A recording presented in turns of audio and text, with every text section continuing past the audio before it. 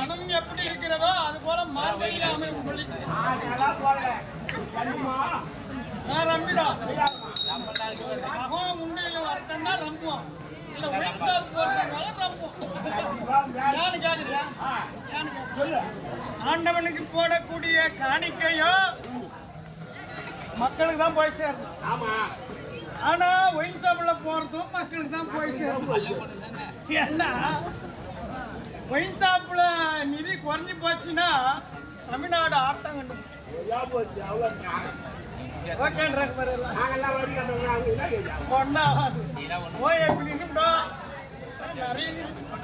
இருக்கட்டும், பரவாயில்ல.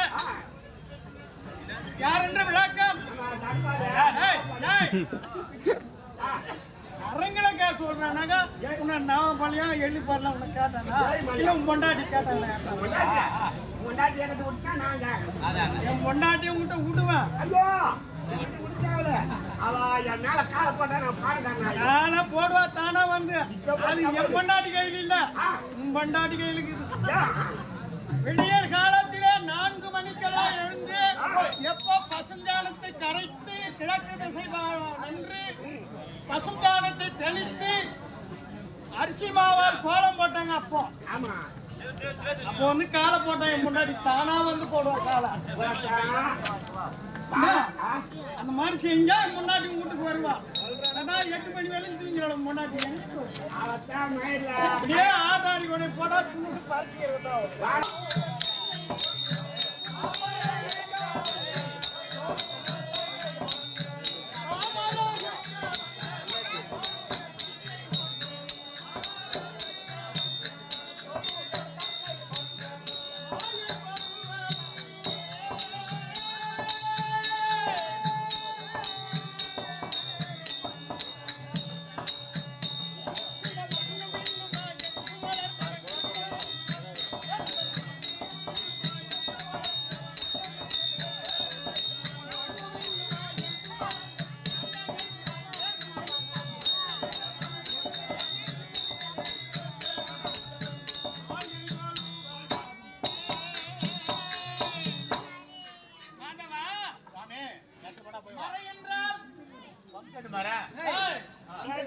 இரண்டு பொருள் உண்டு. மறை மறை இரண்டு பொருள். ருக்யஜுர் சாமம் அதர்வனம் என்று சொல்லக்கூடிய 4 வேதத்திற்கு பொருள் மறை. அந்த மறை என்று சொல்லக்கூடிய வேதத்தை என் முந்தி கமலத்திலே தோன்றின பிரம்மாவிடத்திலே ஒப்படைத்து ஒரு வேதத்தை வாசித்தான் ஆகாயம் பூமி உண்டாயிற்று. இன்னொரு வேதத்திலே செடி கொடி மரங்கள் எல்லாம் உற்பத்தியானது. 3வது வேதத்திலே உயிரினங்கள் எல்லாம் படைத்தான். 4வது வேதத்தை வாசிக்க முன்னமே அவன் செவியின் மூலமாக நின்று ஒரு சோமுகாசுரன் என்று சொல்லக்கூடிய அசுரன் குறித்து வேதத்தை பறித்து கடலிலே குதித்தான். என்ன செய்த? வேதத்தை பறிகொடுத்த மகன் அழுத கண்ணீர் சிந்தன கண்ணீர் அழுத கண்ணீருமாக என்னிடத்திலே வாடி வந்தான். உடனே என்ன செய்தேன்? பகவானுக்கு 10 அவதாரங்கள் உண்டு. அதிலே முதல் அவதாரம் என்ன அவதாரம்?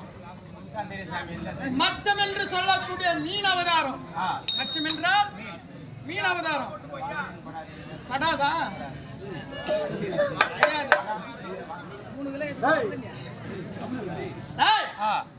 மச்ச அவதாரம்னா கண்ட குசுமா அவதாரம் இல்ல, வரவ அவதாரம் இல்ல, வராள அவதாரம் இல்ல, பெரிய திமிங்கில அவதாரம் எடுத்தேன். கப்பலை கவிக்கக்கூடிய திறன் வாய்ந்தது.